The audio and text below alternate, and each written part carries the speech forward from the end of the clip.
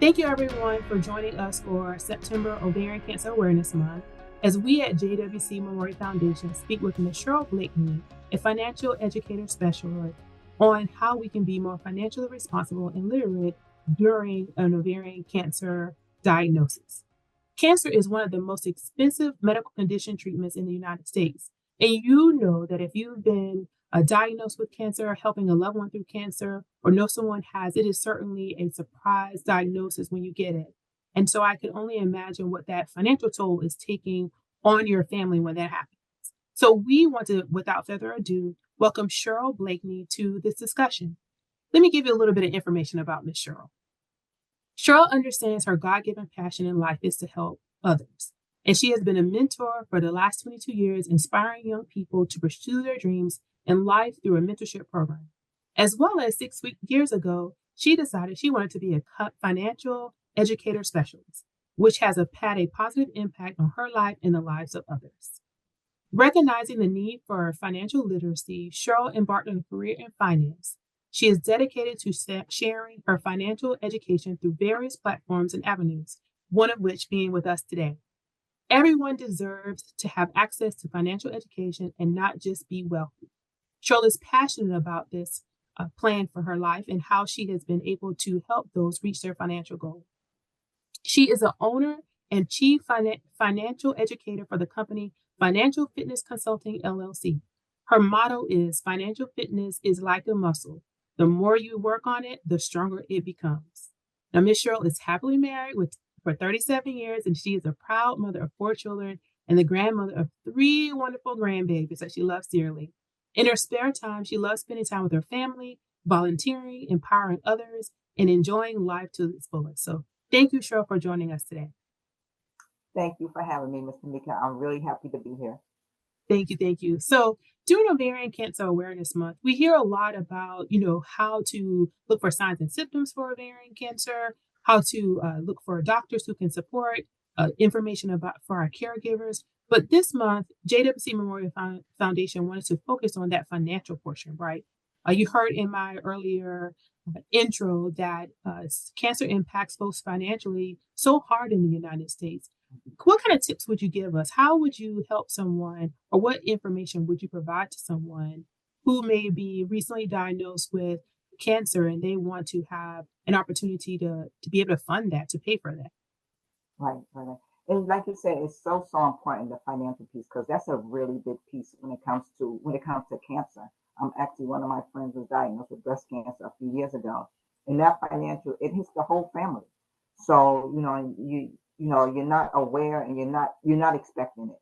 So for me, when I work with my clients, we do have various policies that will actually help you.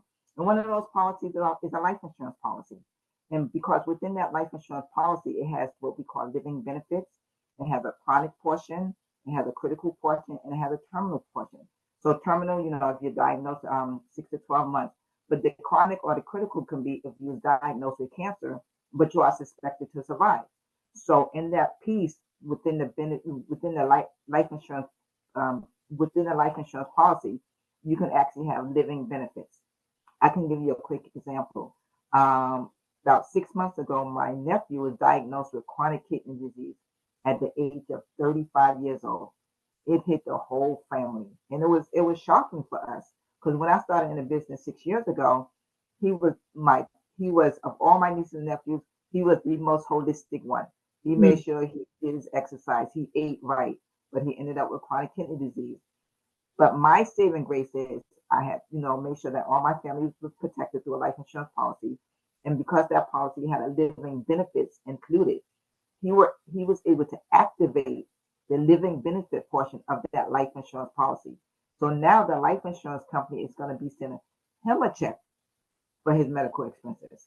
So even clients that's diagnosed with cancer, they still, a lot of people think that I'm diagnosed with cancer, I can't get life insurance. That is not the case. It is we do have situations where we can still get your life insurance policy, just like an AFLAC or a cancer, like a separate policy. So we do have those policies that actually include that living benefit, where it's a chronic, critical, or terminal illness. and that But cancer that includes that. I'm sorry, that's good information to know.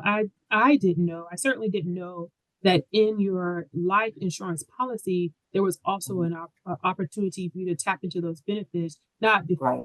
after death, but before death. Hmm.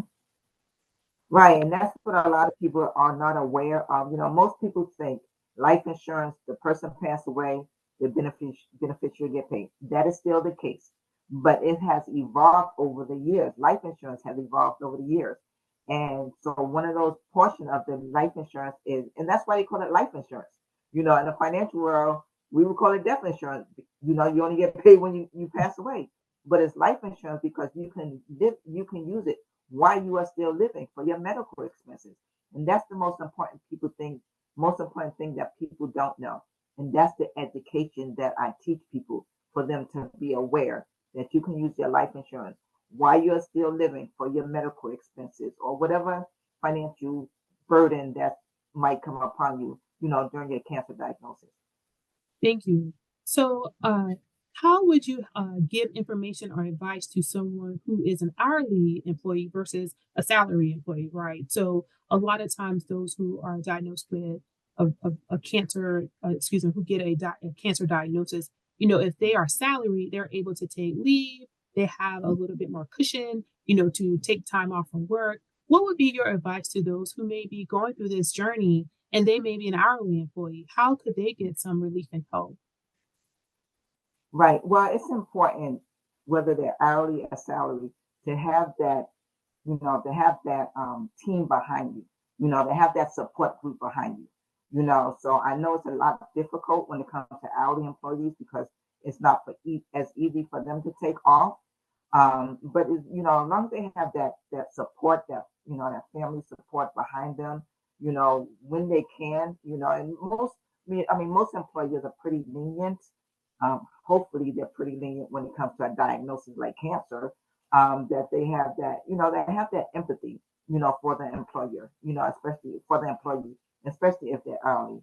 So, so I would say, when it comes to hourly or salary, to have that support behind you. Like I said, hopefully most employers would be understanding when it comes to a diagnosis, something like that. It's not like they're just taking off and things like that. Thank you. So we talked about, once someone is diagnosed with cancer, but what tips all of us, right? Because usually a cancer diagnosis is certainly sudden. Most Hmm. people don't expect that type of news. But what Hmm. would you suggest, recommend for those of us living our day to day life, right? So that we can be prepared when anything unexpected happens. How do you advise your clients or give us some tips, some little nuggets that we can use before some life changing event happens? Right. Even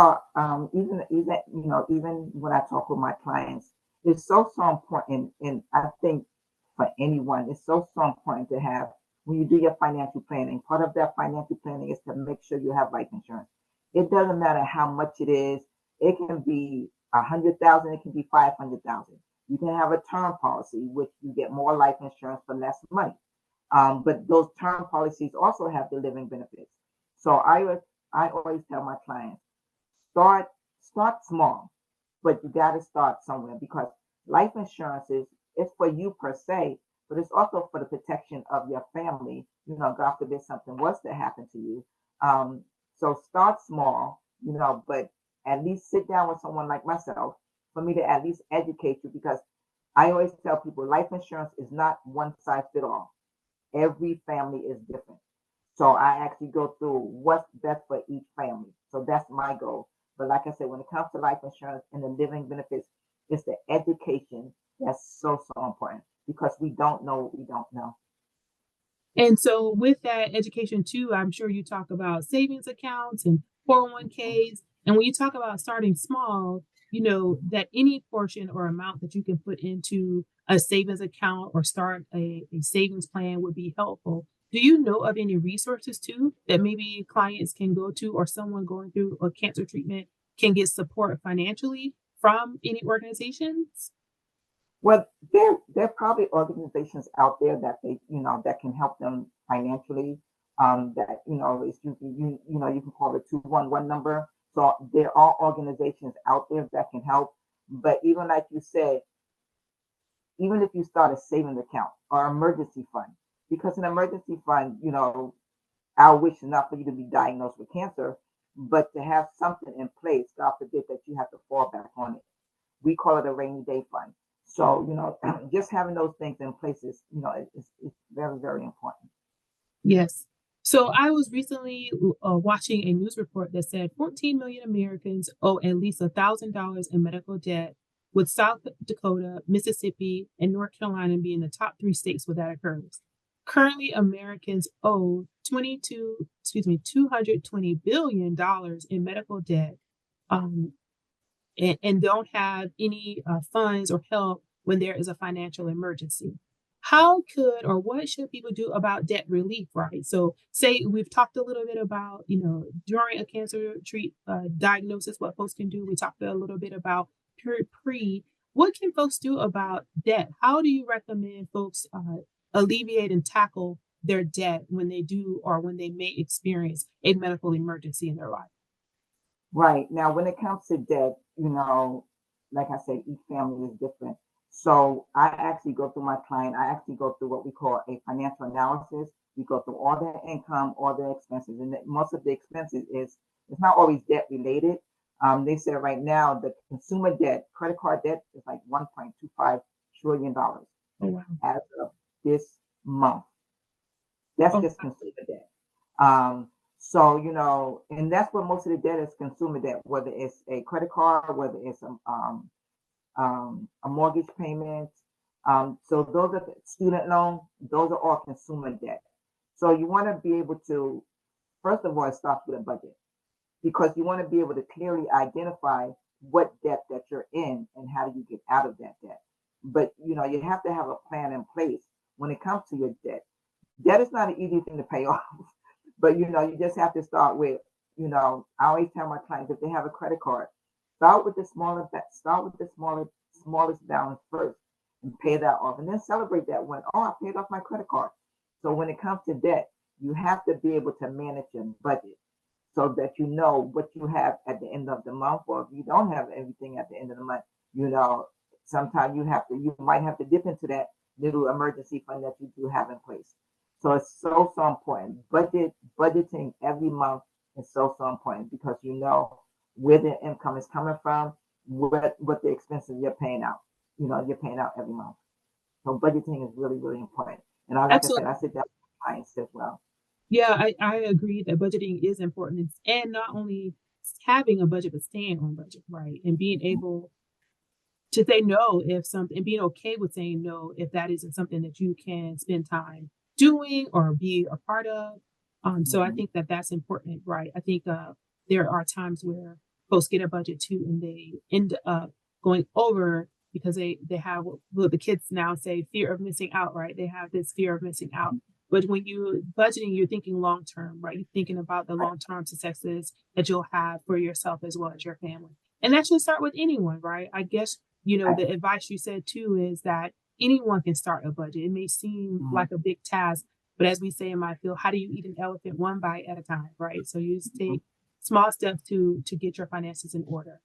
Now, Ms. Yes. Cheryl, before we leave, are there any last tips and tricks or things that you would want someone to know if they were coming to see you, or things that you would put people on a good financial standing for their lives? And again, when they have something unexpected coming, what would be those last words that you would like to provide to someone? Well, the first thing I want to stress is education, education, education behind your finances. Because if you don't know how your money is growing, how your money is not growing, when you pay up these debts, what your interest rate is, that's the importance of the education. Financial literacy, like I said, everyone deserves the right to have financial literacy, not just the wealthy. So what I do is I actually do a weekly webinar. It's called Financial Freedom Roadmap, and I just give people the basic foundations when it comes to their finances. I want to empower, equip, and educate individuals with the necessary tools for their financial future, even if they don't have a cancer diagnosis. But that financial future is your roadmap. So my goal is let me give you the education, And then if we want to go further, you can, meet with me, individually as far as a consultation. But my goal is to give you that foundation when it comes to your finances. And I do that every Thursday via Zoom, 7 p.m. Eastern Time, and it's called Financial Freedom Roadmap. Just the basic foundations when it comes to your finances. That's good. Like you said, you want to educate and empower folks because financial literacy is important. And in addition to September being Ovarian Cancer Awareness Month, I also found out doing a little research that it's also Life Insurance Awareness Month, if I said that correctly, right? So, all those things tie in as well, because as you mentioned earlier, your life insurance policy is just not available when you're passed. It's also available to work for you while you're living. And I think sometimes, or certainly, folks aren't aware of that. Because we don't want to talk also with gloom and doom here in on our discussion. We also want to give people hope, right? Our goal is to give those folks going through their cancer journey hope, not just for themselves, but their caregivers as well. Yes. Mm-hmm. Mm-hmm. Well, Ms. Cheryl, it has been a pleasure. I know we just had a small time to speak with you, but folks can certainly check Ms. Cheryl Blakeney out for her Thursday Financial Freedom and Financial Fitness webinar.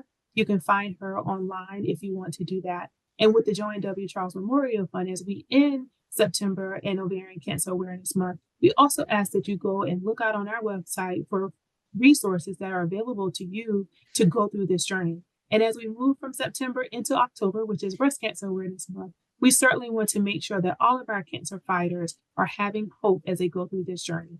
Ms. Cheryl, I want to thank you again for taking time out of your schedule to give us a few tips and tricks and a little nuggets about how we can get through any type of debt or medical debt, creating budgets for us to be clear about what our financial goals are, but certainly to give all of us hope and empower us to be better in our futures. Thank you for your time. I appreciate it.